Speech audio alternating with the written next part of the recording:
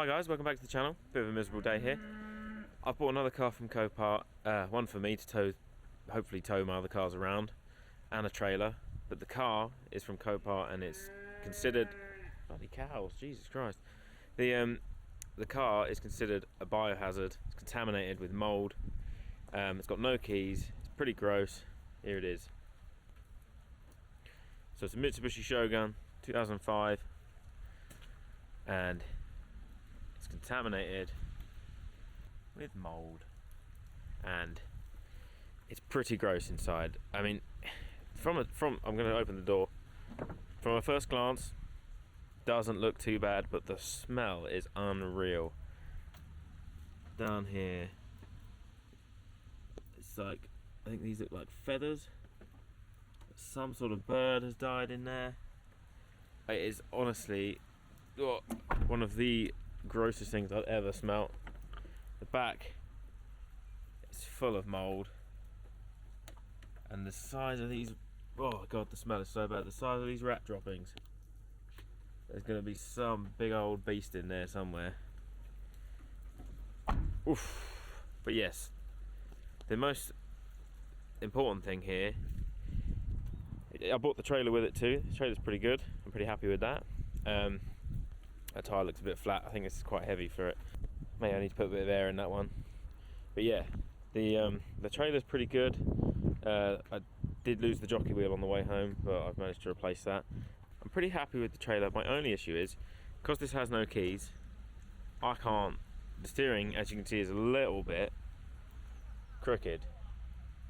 So, and it's so tight on this trailer that if I try and go back like this, the car's going to end up turning like this and it won't come off the trailer because the steering lock is stuck on. So I need to get some keys ASAP for this so I can get it off the trailer.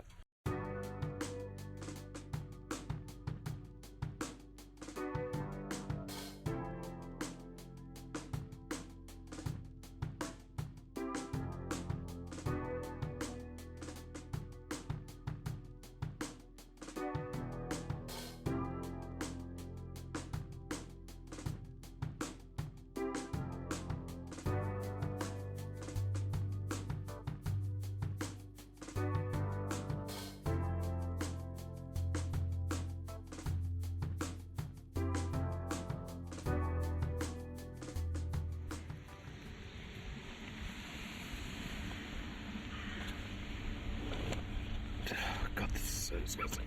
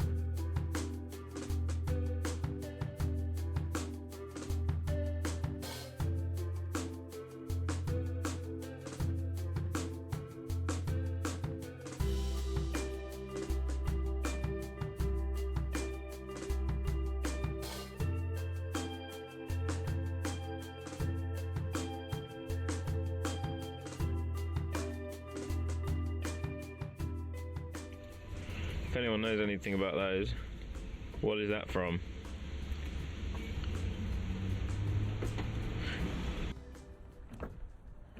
Alright, So a bit of progress has been made. I didn't film all this because it was absolutely chucking it down with rain yesterday, and I didn't really want to get into the back of the car and put a tripod up because it's pretty disgusting. So I removed the ignition barrel because obviously we haven't got a key for it. Do not know where the old one is right now. I think that's it up there. Yeah, so I removed the old ignition barrel, replaced it with one here that I do have a key for.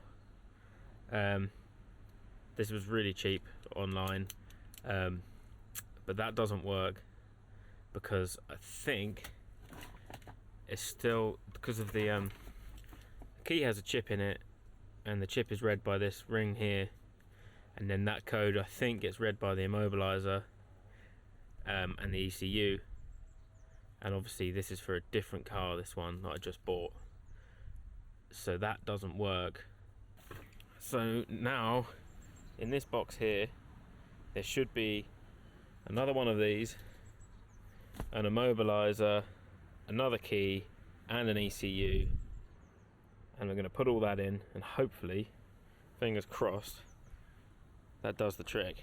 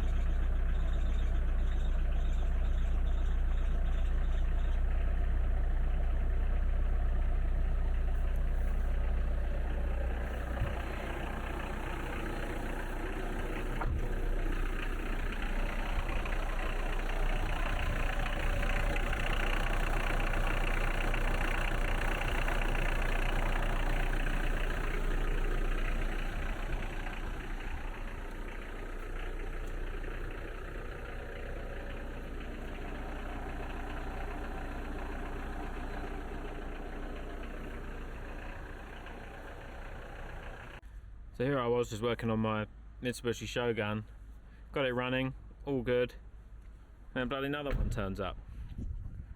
I accidentally won 2 of these at the auction. This one's just turned up.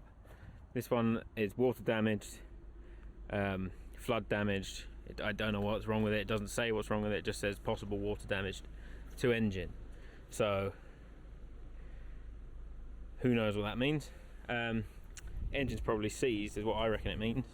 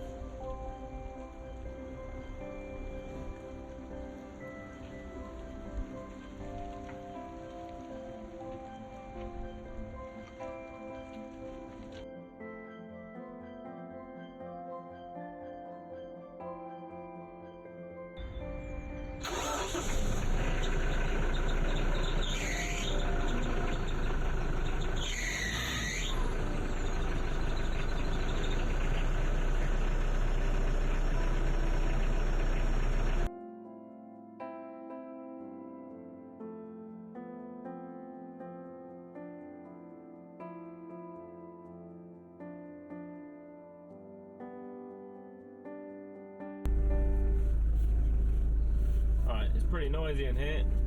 I'm going to take it for its first test drive, see how we get on. There's a bit of clutch left.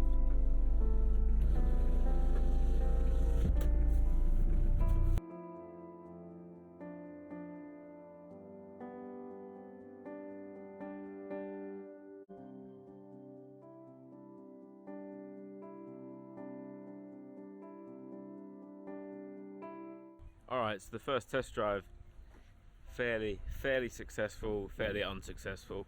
Something didn't feel right when I was going along, and I'll show you what it is. So in this wheel here, this back wheel, in there should be a brake pad. So I'm going to whip this wheel off, see what the hell is going on there. I reckon the caliper's probably seized, but yeah, let's see if we can fix that.